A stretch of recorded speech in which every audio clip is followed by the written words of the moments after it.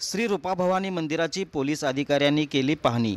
नवरात्रोत्सवानिमित्त ग्रामदेवी श्री रूपाभवानी मंदिराची पाहणी पोलीस आयुक्तांच्या आदेशानुसार आज रोजी परिमंडळ 1 चे पोलीस उपायुक्त पोमनसाहेब जोडभाईपेठ पोलीस स्टेशनचे वरिष्ठ पोलीस निरीक्षक सुहास चव्हाण, रूपाभवानी मंदिराचे मुख्य पुजारी अर्चक संजय पवार यांनी सुरक्षेच्या दृष्टीने मंदिरातील सीसीटीव्ही यंत्रणा, वाहतुकीचे नियोजन या व इतर सुविधांची पाहणी करून आवश्यक त्या सूचना पोलीस अधिकारी व कर्मचारी यांना देण्यात आल्या।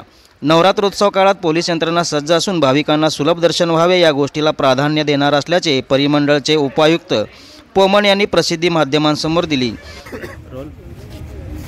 नवरात्र उत्सवानिमित्त रूपाभवानी मंदिरामध्ये जो उत्सव पार पाडला जातो त्या अनुषंगाने आम्ही ट्रस्ट आणि पुजारी यांची बैठक घेतली। त्याचबरोबर सुरक्षेच्या दृष्टीने आणि गर्दी नियंत्रणाच्या दृष्टीने जे काही उपाययोजना करता येतील त्या दृष्टीने सुद्धा पाहणी केलेली आहे आणि त्या उपाययोजना आम्ही करणार आहोत। पोलिसांच्या दृष्टीने जे काही सुरक्षेच्या दृष्टीने ते जे विषय आहेत त्याची सुद्धा उपाययोजना आम्ही करणार आहोत। यावेळी पुजारी, मुख्य अर्चक राजू पवार, स्वप्नील पवार, श्री रूपाभवानी भक्त व तरुण मंडळाचे उपाध्यक्ष संताजी वळे यांची उपस्थिती होती।